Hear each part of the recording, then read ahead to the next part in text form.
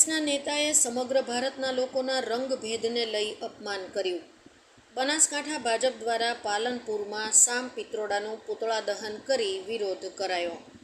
Banaskantha Bharatiya Janata party દ્વારા જિલ્લા અધ્યક્ષ શ્રી કીર્તિસિંહ વાઘેલાની આગેવાની હેઠળ પાલનપુર શહેરમાં સામ પિત્રોડાનું પુતળા દહન કરી વિરોધ નોંધાવવામાં આવ્યો હતો. કોંગ્રેસના નેતા સામ પિત્રોડાને ભારતના અલગ અલગ પ્રાંતના લોકોને રંગભેદની રીતે અલગ અલગ સરખાવતા ચામડીના રંગભેદની રાજ રમત રમવાનો અધિકાર કોણે આપ્યો?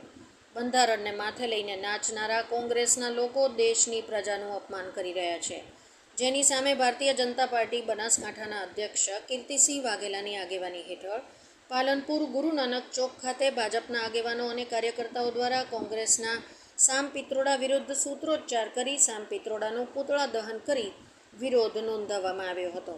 જેમાં ભારતીય જનતા પાર્ટીના જિલ્લા પ્રમુખ કીર્તિસિંહ વાઘેલા, પૂર્વ કેન્દ્રીય મંત્રી હરિભાઈ ચૌધરી, પાલનપુરના ધારાસભ્ય અનિકેતભાઈ ઠાકર, પૂર્વ ધારાસભ્ય ગોવિંદભાઈ પ્રજાપતિ, અમીશપુરી ગોસ્વામી, જયેશભાઈ પ્રજાપતિ, જિલ્લા મીડિયા કન્વીનર રશ્મિકાંત મંડોરા, નગરપાલિકા પ્રમુખ ચીમનલાલ સોલંકી, શહેર ભાજપ મહામંત્રી અતુલભાઈ જોશી સહિત મોટી સંખ્યામાં ભારતીય જનતા પાર્ટીના હોદ્દેદારો અને કાર્યકરો ઉપસ્થિત રહ્યા હતા. અહેવાલ ઇન્દ્રસિંહ વાઘેલા, ઉત્તર ગુજરાત સાથે Om Puri Goswami, Banaskantha. Cameraman speed news 17.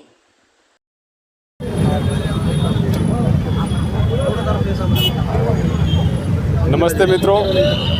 કોંગ્રેસના નેતા શ્યામ પિત્રોડાએ આજે સમગ્ર ભારતના લોકોનું, સમગ્ર ભારતીયોનું અપમાનજનક ટિપ્પણી કરી છે.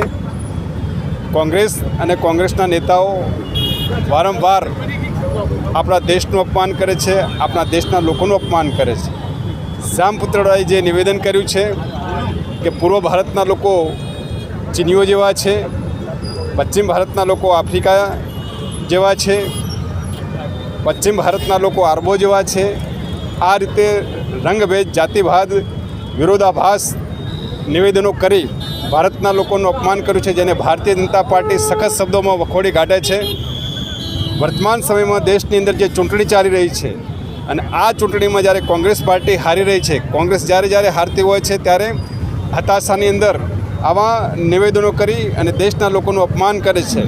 અને આ અપમાન બદલ દેશની જનતા કોંગ્રેસને સજા કરશે એવું આપના માધ્યમથી હું જણાવવા માગું છું અને એમના નિવેદનને હું સખત શબ્દોમાં વખોડી કાઢું છું. આજનો કાર્યક્રમ શ્યામ પિત્રોડાના વિવાદાસ્પદ નિવેદનને નકારી કાઢતા એમના સામે ભારતીય જનતા પાર્ટીનો વિરોધ પ્રદર્શનનો કાર્યક્રમ હતો.